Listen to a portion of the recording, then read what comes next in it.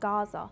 Displacing thousands of civilians, the operation began early Monday, hours after evacuation warnings were issued for 6 residential blocks in the southwestern part of the city.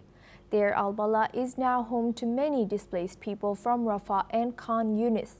Israeli tanks and military vehicles advanced from the Kisufim checkpoint, hitting neighborhoods with artillery and airstrikes.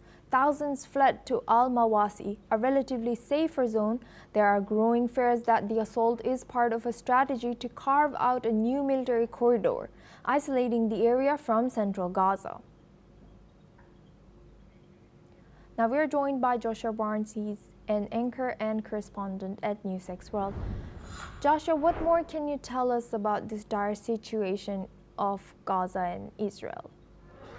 Well, yes, the situation is dire, Asuma, in terms of the loss of life that's been seen on both sides. Of course, the October 7th attack sparking off this conflict between Israel and Hamas that has seen tens of thousands of Palestinians die in Gaza, according to local authorities. While those numbers are refuted, the displacement and the deaths at play, along with the humanitarian crises, is there to see. Charities, experts, all talking about the devastating situation on the ground. But this attack is significant. It's the first time in the 21-month war that this region has been hit.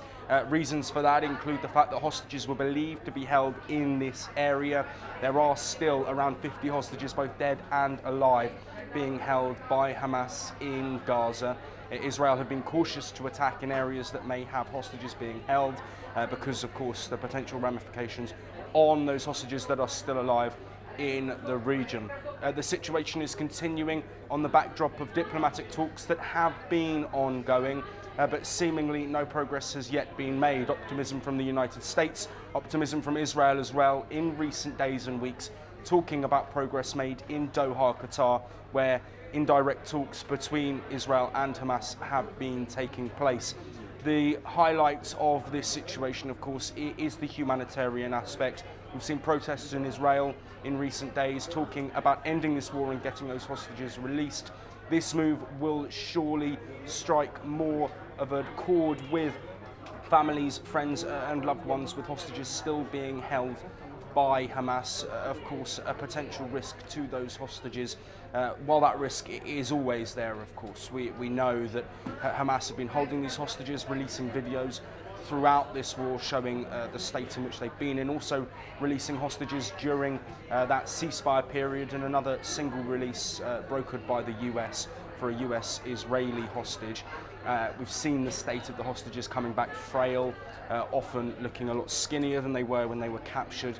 The situation is extremely divisive, but it's extremely desperate for so many in both Israel and Palestine. Thank you, Josh. Please stay with us. Now we move on to our next news. The Israeli Defense Forces, known as the IDF, struck military targets at the Hodeidah port, belonging to the Houthi terrorist regime. The IDF targeted engineering vehicles, fuel containers, naval vessels, and other infrastructure used for military activities against Israel and global maritime trade.